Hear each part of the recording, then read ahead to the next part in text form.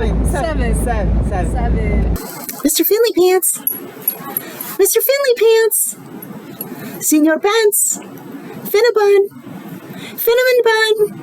Mr. Finley Pants! So it's day number 7, and I'm feeling really great. And I just wanted to go over a couple of the things that I plan on taking today. I'm taking 1 biotin. I'm taking 2 D3. I'm taking 2 calcium, magnesium, zinc. I am taking 1 B1. And then this evening, while I'm hanging out on the couch with my husband, I'm going to put a couple drops of this under my tongue. And if you feel like researching what exactly that is, knock your socks off. And then before I go to bed, I'm going to put some castor oil and this body oil that I like on my stomach. And my favorite trilogy of oils that I'm using today are Panaway, frankincense, and grapefruit. And then lastly, a little trick that I kind of made up myself. I take a little bowl like this. I put Himalayan pink salt in it, and I put a little bit of cream of tartar. Now, just in case you have never been told this, there's only one ingredient in cream of tartar. That is potassium. And then I put some of this, magnesium. So in the bowl, you put a little magnesium, a little potassium, a little salt, and you just mix it up. And then you can just take a little bit throughout the day, and it really keeps your energy up. It keeps you feeling strong, and you'll start to really enjoy the salty taste as well. We had a really great day at church today, and I'm going to put a link to today's service and today's worship in the description box of this video. Use me, Abba, set me on a mission. I'm killing all the serpents and I'm cleaning up the kitchen. I'm trading my walk for a staff. I do have the heat blowing on me because I'm a little chilly, and I'm going to keep today pretty simple. What I'm sticking with today is turmeric and ginger. I'm not even going to try to pronounce this because I don't feel like it. Simply salt today. No magnesium, no potassium, I think, unless I change my mind in the evening time. Taking 2 hyaluronic acid, and I anointed myself, my face, my stomach, and my chest with this vitamin E oil. It's almost gone. Day number 8. The number 8 stands for new beginnings, and I like that. I want to share something with you that the Lord really highlighted for me today, and for me it's just really special to know that you can read the Bible every single day for a dozen years, and you will find something new and interesting every single day. These are called Rhema words. They jump out at you at the page. It's like you're taking a moment to be with God, and then God will instruct you in a personal way. So when I'm reading the Bible and I don't understand what I'm reading, I can ask the author directly. And I like that too. Okay, let me get to this. So I'm in Colossians, and I am Colossians 3, 1 through 5. I'm going to read it to you now. And it's the last sentence that caught me today. So it says, "Since then you have been raised with Christ, set your heart on things above, where Christ is, seated at the right hand of God. Set your minds on things above, not on earthly things. For you died, and your life is now hidden in Christ, in God. When Christ, who is your life, appears, then you will also appear with him in glory. Put to death, therefore, whatever belongs to your earthly nature: sexual immorality, impurity, lust, evil, desires, and greed, which are idolatry. So it got me thinking, okay, so witchcraft is the spirit of rebellion. And I always understood that very well, because if you want to do stuff without God, you're going to have power without God, you're going to worship other gods, you're rebelling against God. So that's the spirit of rebellion. Makes a lot of sense to me.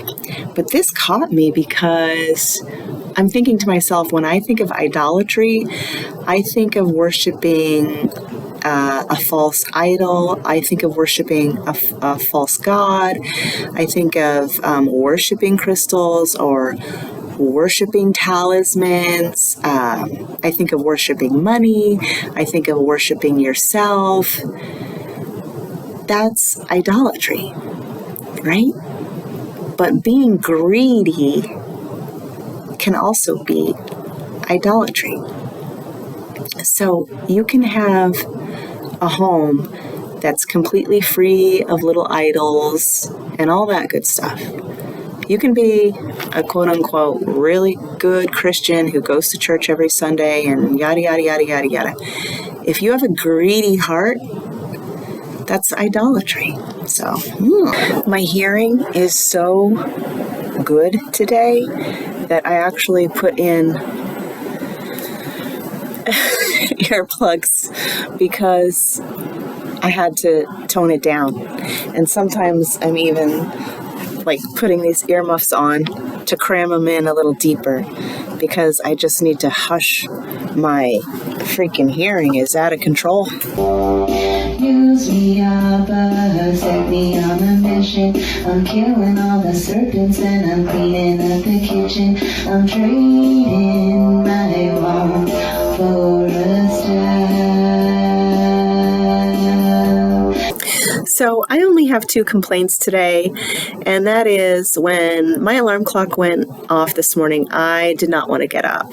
This was 6:40 in the morning. I pressed the snooze, 10 extra minutes.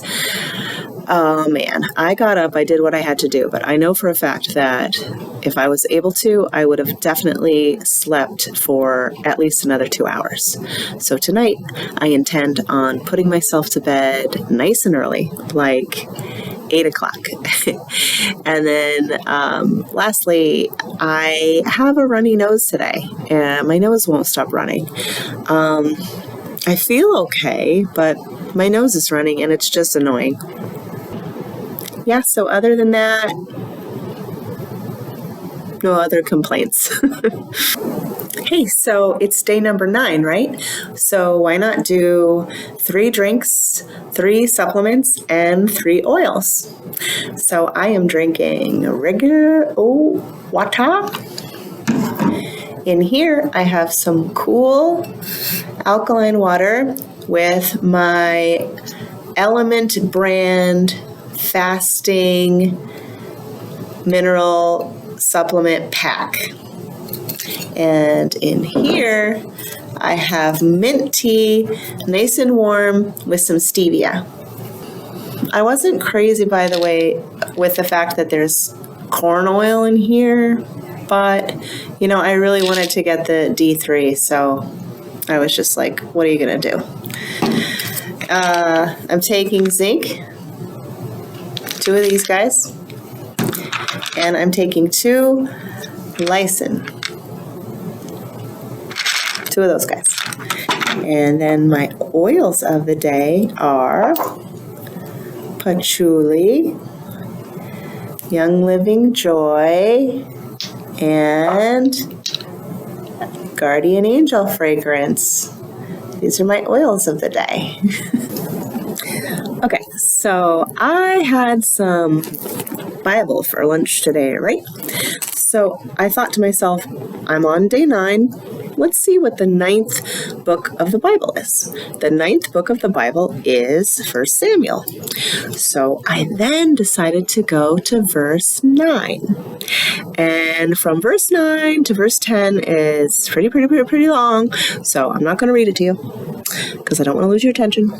But I want to abbreviate it for you a little bit, or at least try to, right? So Saul was told by his father Kish, he said, Saul, we are missing some donkeys. I need you to go look for these donkeys ASAP. And I'll let you take a servant. So reluctantly, Saul was like, okay, let me go find these dang donkeys. So him and the servant, they went looking around from town to town to town. No donkeys, no donkeys, no donkeys. Finally, Saul gets to the point where he's like, hey, I'm tired of looking at these donkeys. I think I should just go home. And then his servant says, you know what? I happen to know for a fact that in the next town, it's known for having a seer, which is what they used to call a prophet, right? So this district, Zuph, I think it's Z-U-P-H, Zuph, which is a pretty cool name if you ask me. In that town, in the district of Zuph, it was known that there was a guy there that could tell you anything you wanted to know. And he was a wonderfully known seer. Whatchamacallit, his reputation preceded him, right? Or whatever you say. So he says, okay, I guess that's a good plan, but we don't have anything to give this guy as like an offering for asking him a favor. And his servant says, okay, that's no problem. I have a few shekels in my pocket. It's not a lot, but it'll probably be enough. So then Saul says, all right, let's go find this guy and see if he can help us find the dang donkeys, right?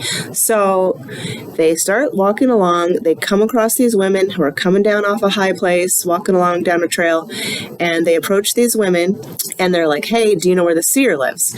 And these women are like, actually we do. He's right up there getting ready to go up to the high place because he has to bless some meat today because there's a little functioning happening and nobody's going to eat the meat until he blesses it. So they're like, okay, bet, let's go find this guy. So they start walking up toward the high place, and guess what? They do run into him. So Samuel says, hey, I actually knew you were coming. In fact, because he was such a talented and anointed seer, he actually reserved a piece of meat for him. That's how confident he was that he was coming.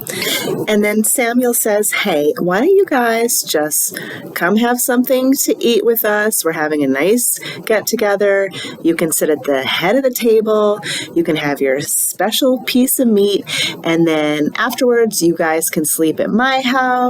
And then Samuel says to Saul, we'll have a nice chat on the roof in the morning. It'll be great.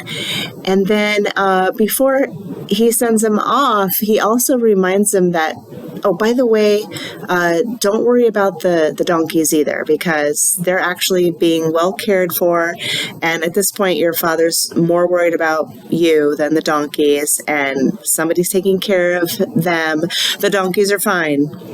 And by the way, when you get settled in at home, just go about your business and your regular stuff, but wait 7 days before you do anything too out of the ordinary. Wait for me, Samuel says. And you know what? Just do me a favor, ask your servant to go ahead a little bit because I have something to tell you. And then it ends there, right? Ends there. So in verse 10, guess what? In verse 10, he takes a flask of oil and he dumps it on his head and he anoints him. I'm thinking to myself, wow, I believe that on day 10, which is tomorrow, some oil's about to be dumped on my head. just a little guess of mine. Spoiler alert, I read a little bit through verse 10, and God blessed me with a very, very special message. But that message is very private, very meaningful and special, and making me feel very seen. But that is for me. So, yeah. Day 9 and feeling fine. Except for a runny nose. Use me, Abba, set me on a mission. I'm killing all the serpents and I'm cleaning up the kitchen. I'm trading